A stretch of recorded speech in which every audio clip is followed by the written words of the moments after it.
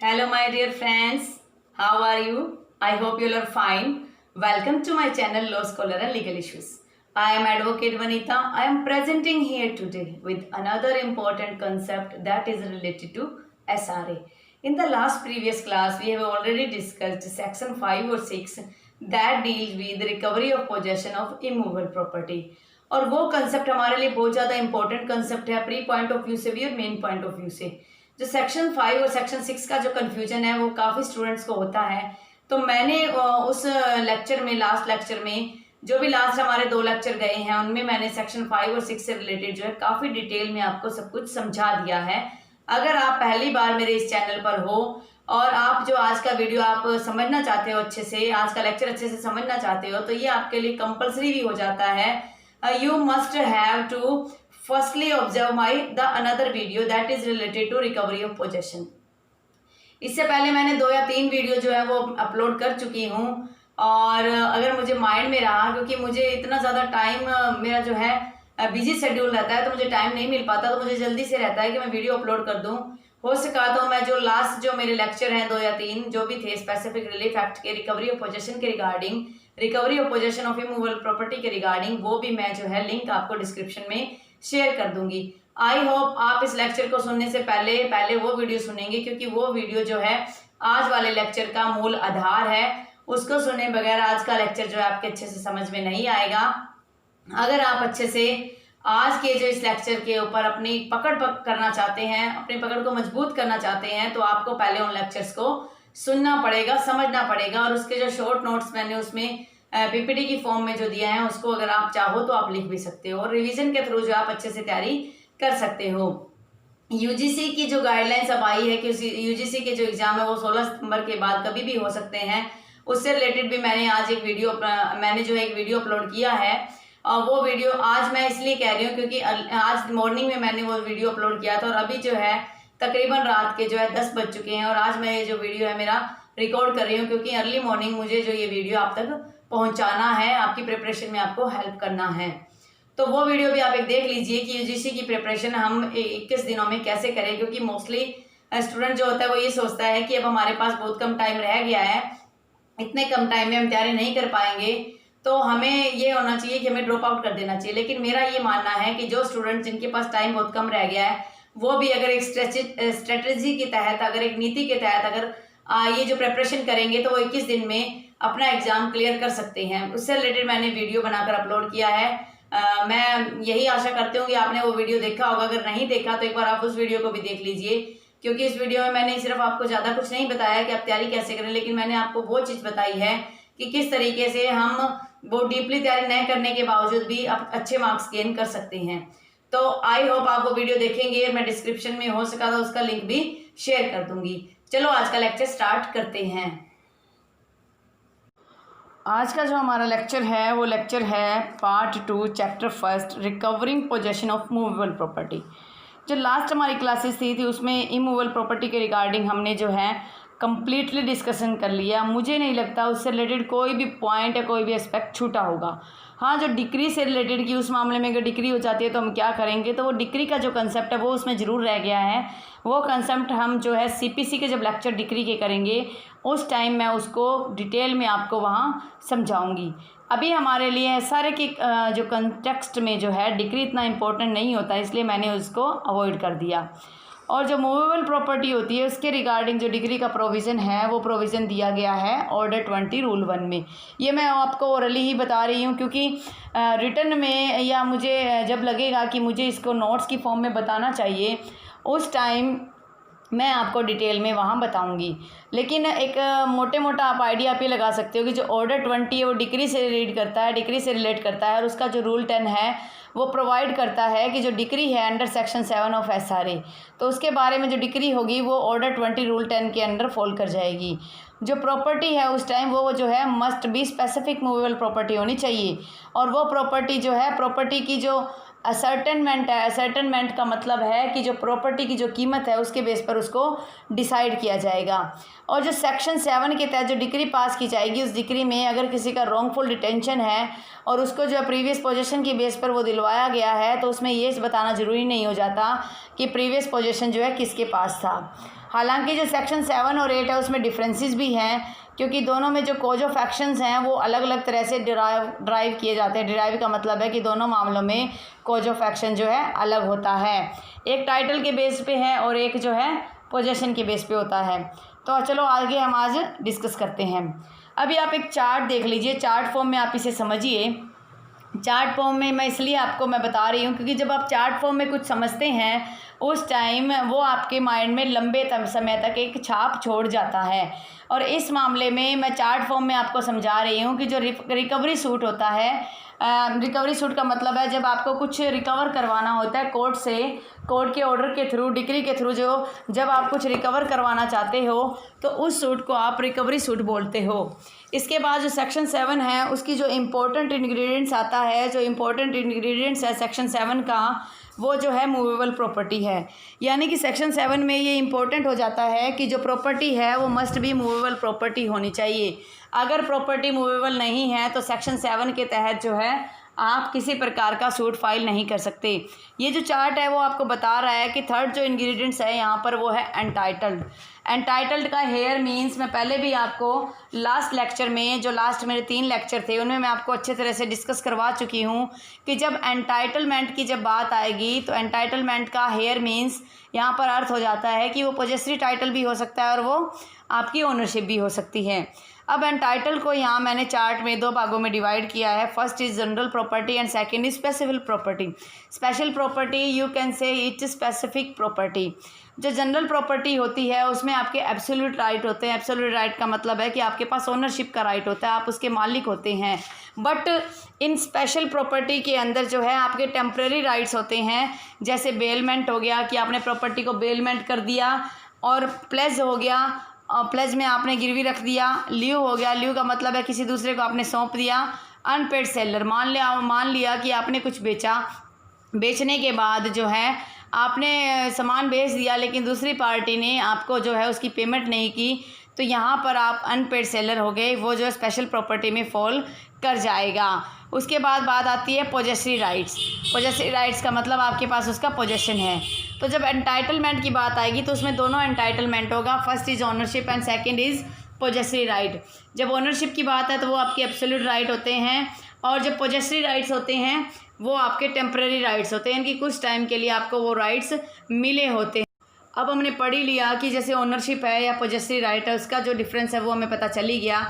और जब तक आपको ये डिफरेंसेस पता नहीं चलेंगे तो ना तो आप कभी ट्रांसफ़र ऑफ प्रॉपर्टी एक्ट में कोई कंसेप्ट क्लियर कर पाएंगे और ना ही आप किसी अदर एक्ट में। जैसे आप सेल ऑफ गुड्स एक्ट जब पढ़ेंगे तो उस मामले में भी आपके लिए पोजेसरी राइट्स की बात आएगी, एंटाइटलमेंट की बात आएगी। जो अनपेड सेलर का जो कंसेप्ट है वो कंसेप्ट जो है वो सेल ऑफ गुड्स एक्ट में आता है, और जो बेलमेंट का जो कंसेप्ट है, प्लेज का जो कंसेप्ट है, वो कंसेप्ट आपका इंडियन कॉन्ट्रैक्ट एक्ट में आता है। तो इन कंसेप्ट्स को हम उस टाइम डिटेल में डिस्कस करेंगे जब हम इंडियन कॉन्ट्रैक्ट एक्ट करेंगे या हम सेल ऑफ गुड्स एक्ट करेंगे। अभी हमारा जो कंसेप्ट है वो स्पेसिफिक मूवेबल प्रॉपर्टी के रिगार्डिंग है या स्पेसिफिक प्रॉपर्टी के रिगार्डिंग है। उस मामले में इन कंसेप्ट्स को यहाँ डिस्कस करना थोड़ा सा बेमानी हो जाता है, तो हमें यहाँ पर इनको डिस्कस करना ज़रूरी नहीं है। हमें सिर्फ एक आइडिया होना चाहिए कि जब एंटाइटलमेंट की बात आती है तो उसमें जनरल प्रॉपर्टी और स्पेशल प्रॉपर्टी होती है। और आपके पास क्या है कि कई बार एग्जाम में पूछ लिया जाता है, 2 मार्कर में एक क्वेश्चन पूछ लिया जाता है, what do you mean by general property, what do you mean by special property. और जनरल और स्पेशल प्रॉपर्टी जो है सेल ऑफ गुड्स एक्ट में भी दिया हुआ है, दोनों के बीच में क्या डिफरेंसेस है वो भी एग्जाम में आपके द्वारा पूछ लिया जा सकता है। तो इस तरीके से हर एक कंसेप्ट को, हर एक वर्ड के मीनिंग को समझना हमारे लिए बहुत इंपॉर्टेंट होता है। As we are law aspirants, हम लो एस्पायरेंट्स हैं, अगर हमें एक एक वर्ड को आप नहीं समझेंगे तो हमारा ये कंसेप्ट जो है वो क्लियर नहीं हो पाएगा। अगर आप में से जो ये मेरे एस्पायरेंट जो ये वीडियो देख रहे हैं, अगर उनमें से कुछ स्टूडेंट जो हैं वो संस्कृत जिन्होंने पढ़ी होगी या हिंदी पढ़ी होगी, तो उसमें क्या होता है कि संस्कृत में हर एक जो वर्ड है उसके अलग अलग टुकड़े करके समझा जाता है। उसी तरीके से हमारा लॉ जो है वो भी संस्कृत की तरह ही आप मान सकते हो, क्योंकि लॉ के अंदर जो बेयर लैंग्वेज दी गई है वो एक एक वर्ड को अलग अलग, जब उसका मीनिंग आप समझोगे, अलग अलग कंसेप्ट से उसको जानोगे, तभी आपके कंसेप्ट क्लियर हो पाएंगे। सेक्शन 7 जो है और सेक्शन 8, ये जो सेक्शन 7 और 8 है ये क्या है कि इंग्लिश रूल से लिया गया है। डिटेन्यू, डिटेन्यू का मतलब है कि जब आप कोई चीज़ किसी के पास डिटेन कर देते हो, छुड़वा देते हो। An action in detinue would lie only for some specific article of movable property. Capable of being recovered in species and of being seized and delivered up to the party entitled. ये कह रहा है कि डिटेन्यू का मतलब, डिटेन्यू के अंदर वो प्रतिक्रिया होती है, वो कार्रवाई की जाती है जिसमें कुछ विशेष आर्टिकल, विशेष वस्तुएं जो है मूवेबल प्रॉपर्टी की आपने किसी दूसरे व्यक्ति को सौंप दी है और दूसरे व्यक्ति ने उसको सीज कर लिया, अपने पास संभाल लिया है, और जब आप उसको डिमांड करते हो तो वो आपको डिलीवर भी कर देता है। एक व्यक्ति जो है वो किसी से भी रिकवरी ऑफ प्रॉपर्टी की डिमांड कर सकता है जो उससे बिलोंग करती हो। जो केसेस है सेक्शन 8 के, वो जो बात कर रहा है कि सेक्शन 8 कहता है कि the cases in which movable property can be recovered in specie are given under section 8, कि जो प्रॉपर्टी स्पेसिफिक प्रॉपर्टी है उसको सेक्शन 8 में दिया गया है। हाउएवर, हालांकि अगर वो गुड्स हैं वो पहले ही ख़त्म हो चुके हैं, रिकवरेबल नहीं हैं।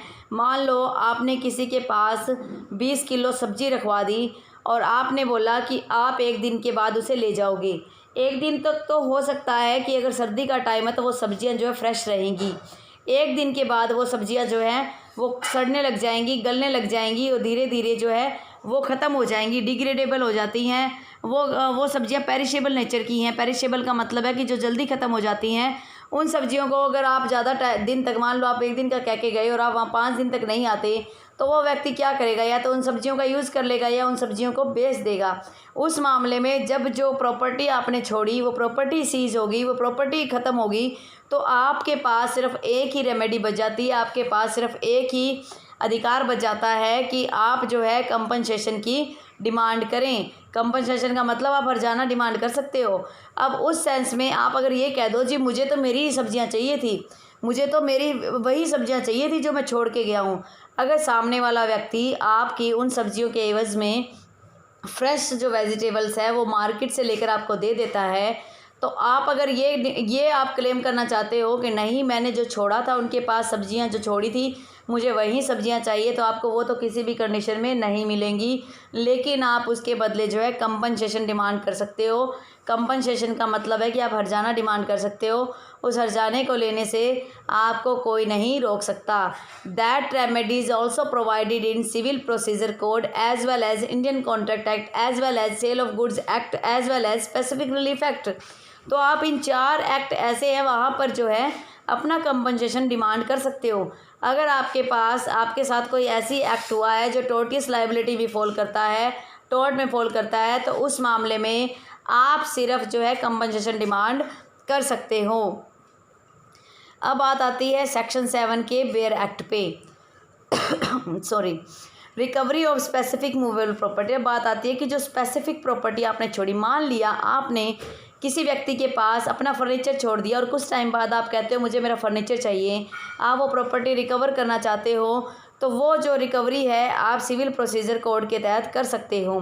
एक्सप्लेनेशन 1 है वो ये कहता है, पहले तो हम इसके बेयर लैंग्वेज पढ़ लेते हैं।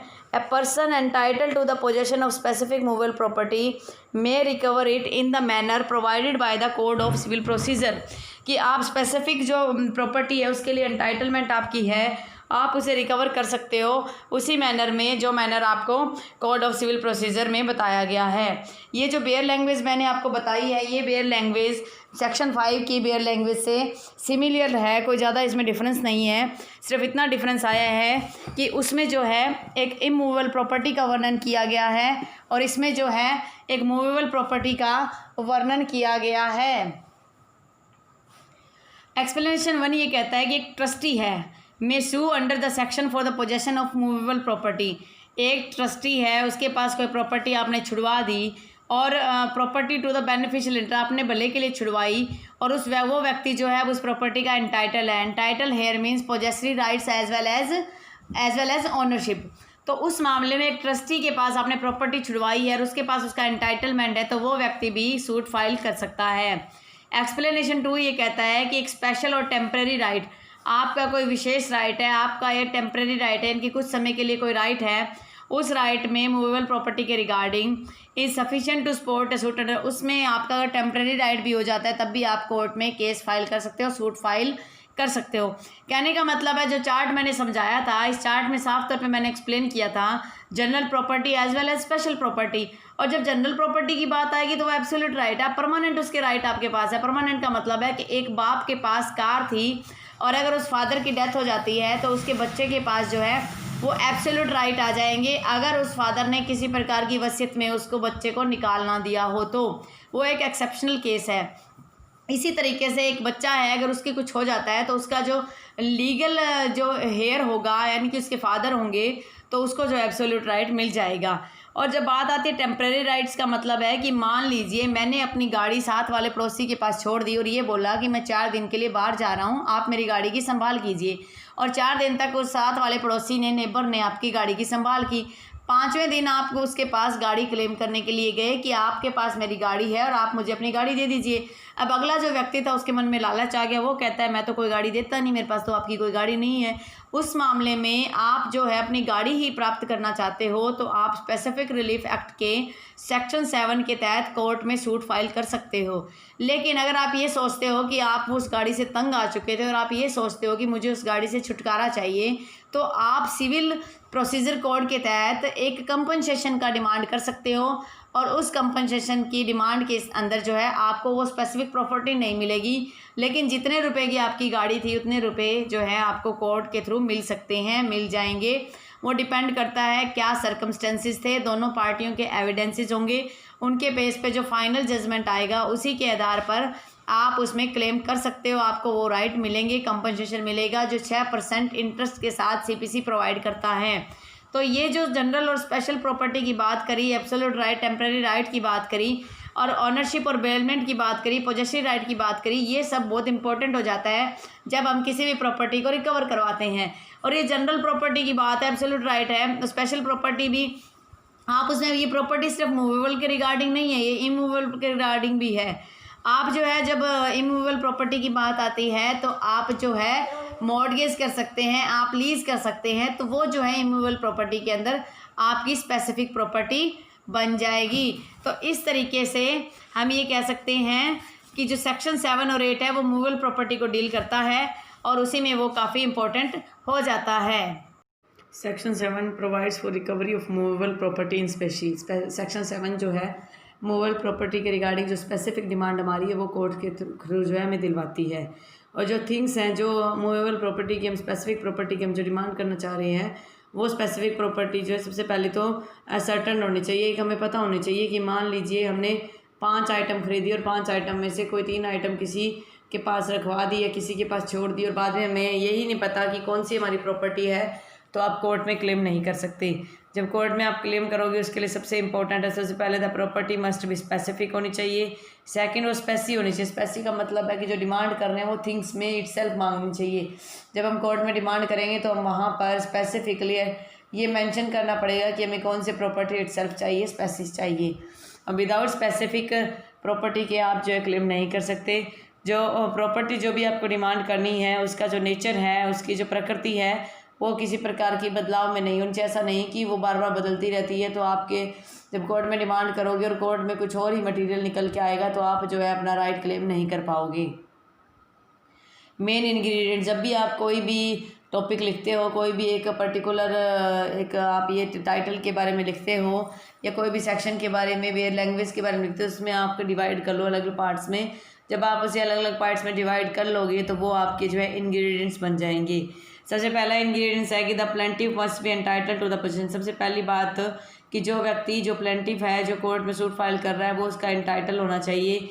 एंटाइटल का मतलब उसका हक, वो हकदार होना चाहिए उस प्रॉपर्टी का, चाहे ओनरशिप में या ओनरशिप के राइट में या वो पोजेसिव राइट में, कोई किसी प्रकार का टाइटल उसके पास होना चाहिए।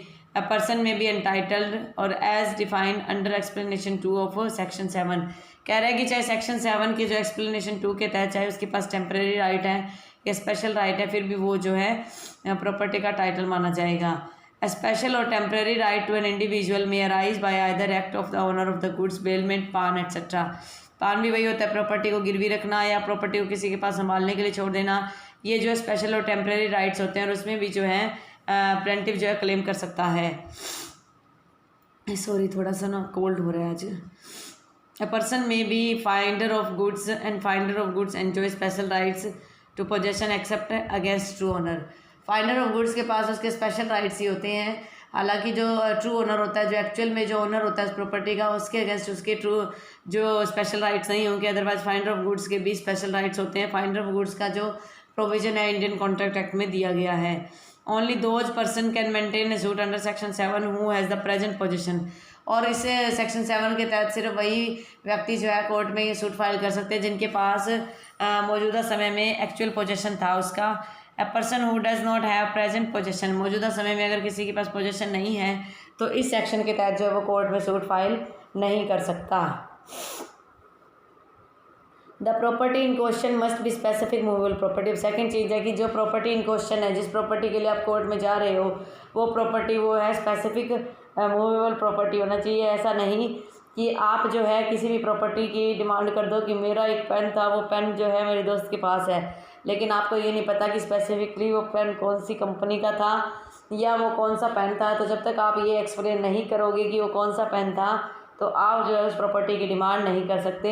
यही बात जो है सेक्शन 7 का इंग्रेडिएंट्स कहता है कि जो प्रॉपर्टी आपकी क्वेश्चन में है, जिस प्रॉपर्टी पे विवाद चल रहा है, जो प्रॉपर्टी आप क्लेम करना चाह रहे हो, वो सबसे पहली चीज़ कि वो स्पेसिफिक मूवेबल प्रॉपर्टी होनी चाहिए। शुड बी सर्टन, एक फिक्स होनी चाहिए, निश्चित होनी चाहिए। स्पेसिफिक प्रॉपर्टी का यहाँ पर मतलब है कि वह प्रॉपर्टी, वेरी प्रॉपर्टी का मतलब वही प्रॉपर्टी, ना उसके बराबर की कोई प्रॉपर्टी हो। ऐसा नहीं कि उसके बराबर की, मान लो आपके पास बीटा पार्कर का पेन था और उसी की कीमत का वो दूसरा पेन अगर आप उसके इक्विवेलेंट जो है डिमांड करते हो तो वो आपको नहीं मिलेगा। जो आपकी एक्चुअल प्रॉपर्टी थी वही प्रॉपर्टी आपको मिलेगी। The disputed specific movable property must be capable of being delivered and seized. और जो प्रॉपर्टी वो ऐसी होनी चाहिए कि उसको आप डिलीवर कर सकते हो, दूसरे व्यक्ति को आप सौंप सकते हो या उसको सीज या आप उसका कब्जा कर सकते हो।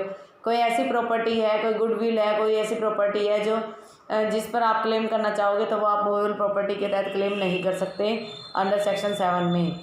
Where the goods have been seize to be recovered, जब गुड्स है वो रिकवर ही नहीं किए जा सकते। रिकवर जैसे मैंने आपको एग्जांपल बताया था वेजिटेबल्स का, कि जो वेजिटेबल है वो पेरिशेबल इन नेचर है, वो ख़त्म हो जाएगी कुछ टाइम के बाद, तो आप उसकी डिमांड नहीं कर सकते।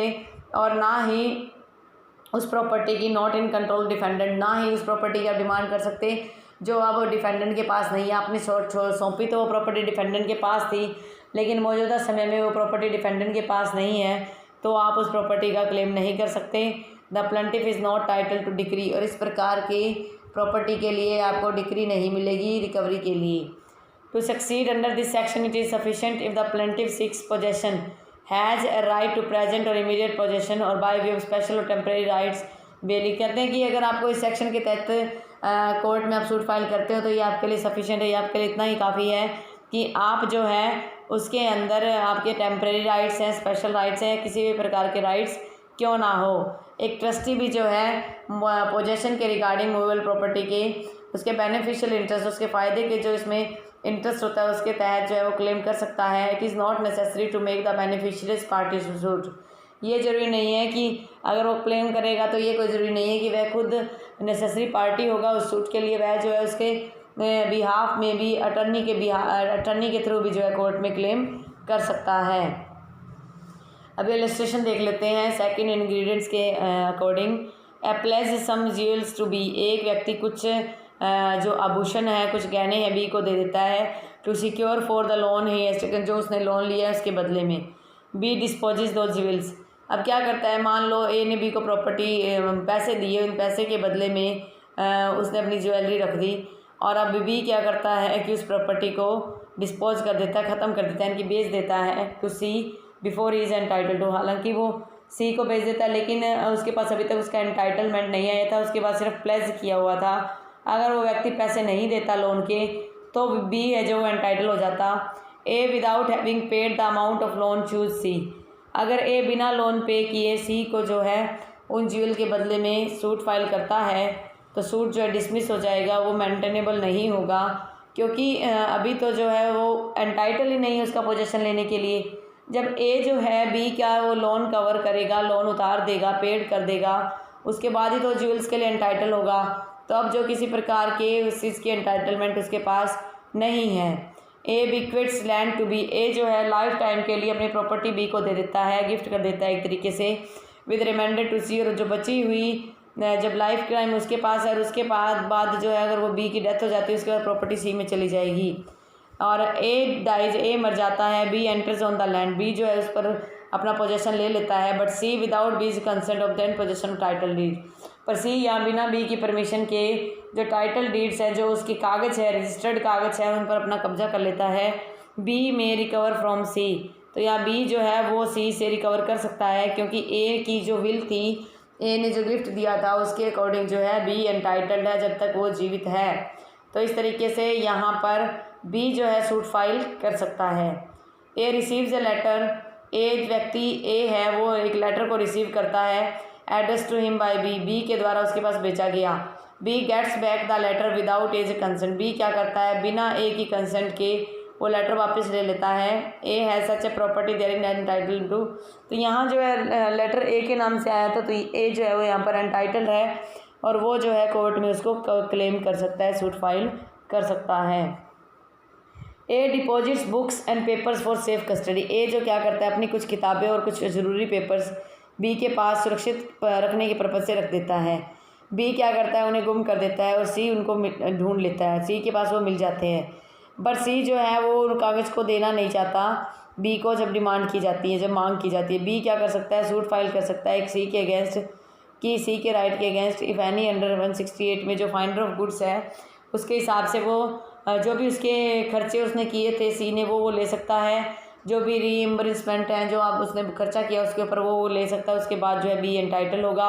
बी में रिकवर का मतलब है कि बी सूट फाइल कर सकता है। ए वेयर हाउस कीपर, ए जो है एक वेयर हाउस कीपर, एक वेयर हाउस है, बड़ा वेयर हाउस है जहाँ पर ये जिसे माल गोदाम बोला जाता है उसका रखवाला है। Charge with the delivery of certain goods, उसके ऊपर एक आरोप लगता है कि उसने चार्ज का मतलब है उसके पास रखवाली के लिए कुछ गुड्स रखे हुए हैं। To Z which B takes out of the possession, जो क्या करते हैं जेड गुड्स रखे थे, जेड ने रखे थे ए के पास संभालने के लिए, अब बी जो है ए से वो पोजीशन ले लेता है। तो यहाँ ए जो है क्योंकि ए के पास पोजेसिव राइट है उसके बाद संभालने के लिए दिया गया, बेलमेंट किया गया है या वो प्लेस किया गया है, ऐसी टेम्प्रेरी राइट्स दिए गए हैं, तो यहाँ पर ए जो है सूट फाइल कर सकता है। तो ये आ गया अब सेक्शन 8, इसकी कुछ एक स्लाइड्स हैं, इसको हम कल करेंगे।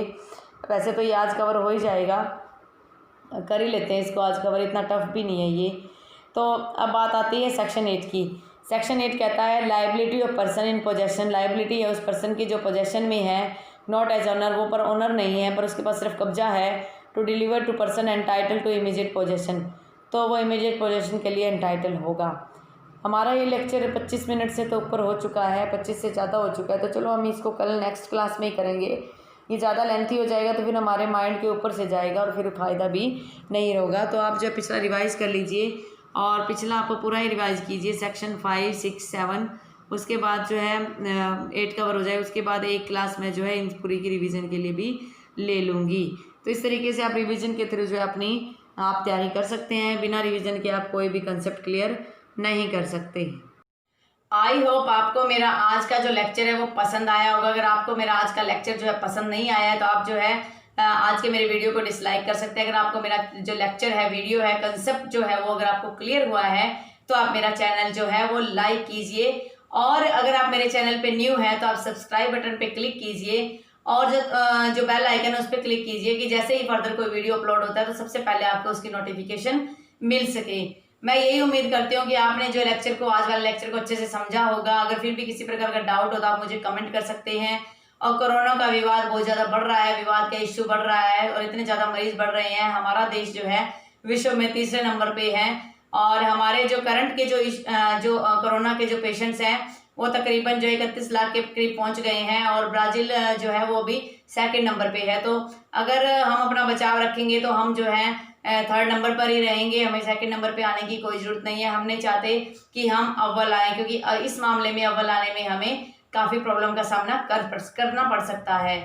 और आप जो है कोरोना का इशू बढ़ रहा है तो इसका मतलब है कि आपको जो है अपना बचाव रखना चाहिए, घर पर रहना चाहिए, हैंड सैनिटाइजर का यूज़ करना चाहिए और घर के जो बच्चे हैं उनको कम से कम घर से बाहर जाने के लिए आप परमिशन दीजिए। घर के बुजुर्गों की आप अच्छे से केयर कीजिए। Stay home, stay safe, stay healthy. Thank you for watching.